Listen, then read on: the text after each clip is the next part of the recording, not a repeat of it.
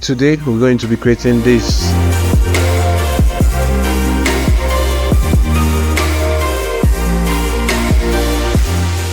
.3D logo animation in After Effects, no plugin required. And we import the Illustrator file of the logo, make it a composition, and do OK.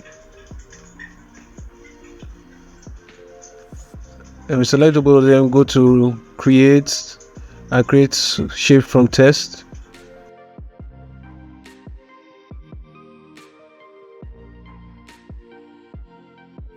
We're going to delete the Illustrator files,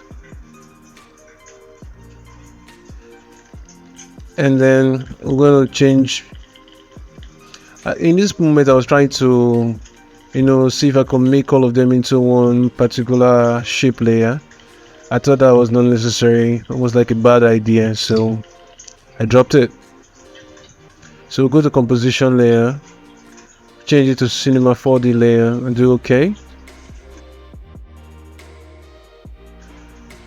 We make them 3D layers, go into the geometry option, and make the depth 100. Same for the one on the bottom. 100. Now if your logo is one, you just have to do it on one single layer, not the two. I have broken mine to two, so we're going to bring in the camera to see that we have a 3D logo already.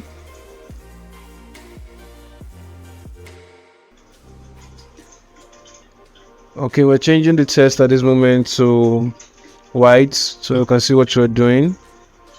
We'll switch the opacity to get our black background and rotate. You see that it's 3D text already.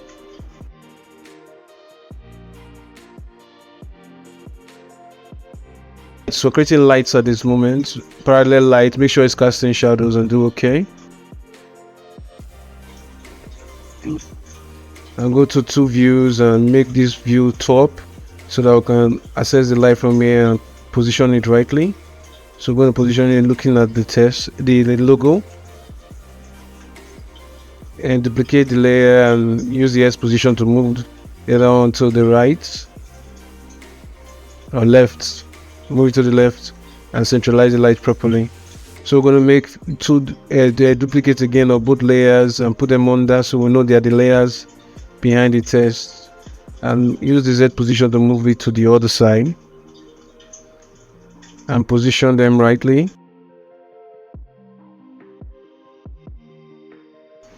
Yeah. So we'll go back to one view, and if you use our camera to zoom in a bit and turn it over, you see that it's a 3D text, and because we use yellow lights, it's looking like something goldish, yellowish kind of stuff. So we're creating the background at the moment. Press OK, bring it to the bottom, and then we'll generate ramp around it and pick our appropriate colors. It's all up to you whatever you want to do with your background color. So I'm just trying out the few to see which one works better with that test.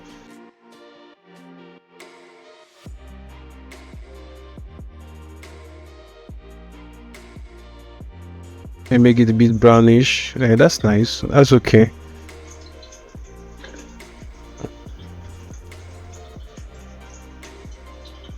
So I deleted that layer that I was trying to put everything together in one. So right now I'm going to, we're on the shadows. We're putting on the shadows, the cast shadows. We're making it on, and you see the depths and the shadow it puts on the text a bit. That gives its own effect. If that's what you're looking for, you can go for that. Then we import a movie, something like an HDRI movie, and make it an environmental layer. Go to our logo and make these very reflective. It is reflecting the environmental layer or the HDRI we'll put there.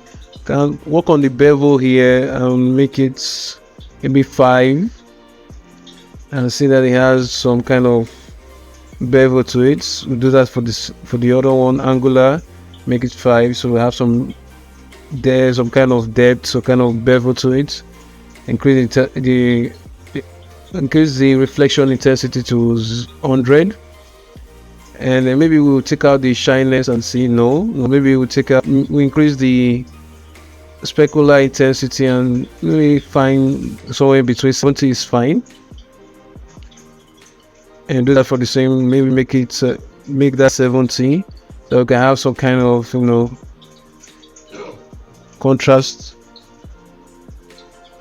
I'll take the camera to the top, maybe make the light layers shy so they are not there, and make the environmental layer shy too. So because we want to animate the camera, we can reset it, so we'll go back to default. We'll be moving the camera a lot, and maybe zoom in a bit.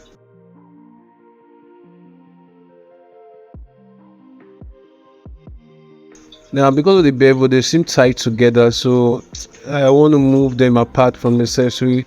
It represents the logo spacing, even though now it's 3D and big.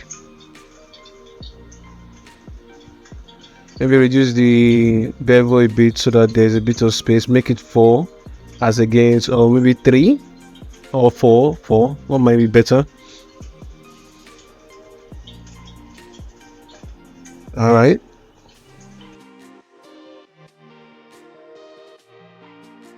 I'll go to new layer, create a null object, rename it camera control.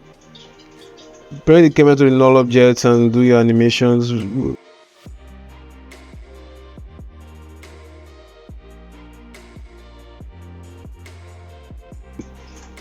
Make it rotate a bit on the y-axis, and we have that.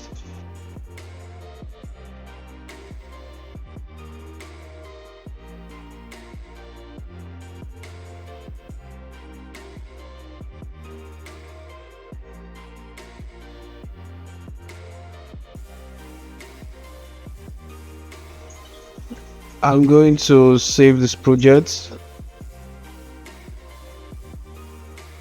because it's getting heavy, and that is your 3D animation. I made it draft so that it can play faster because it's slower. So if you play it, you have this 3D animation in front of you. Maybe increase the intensity to 80 so that we can have some kind of the kind of texture we want. 80 so that it's a bit brighter now. So this is your logo completed with a camera animation, real quick and simple. So you can use it to do any logo of your choice, and then every other thing you'll put on top of this will be kind of effect. So putting the lens flare and trying to make it screen so that it can have some kind of lens, whatever effect you want to put on it to make it look beautiful. Well, the roots work is done. We have a test as 3D animated, and whatever you do with your lens flare, that is your choice. Okay, for the other part of the animation, what I did was just simple camera animation for the most part. So I added a lens flare to the top, because that leads with lens flare, put UI saturation to change the color, went to the camera, animated the position at the point of interest. So that's basically it. Went to the cam control, the null object, and animated the X rotation from 52 to 20, and then to 0. So simple camera animation.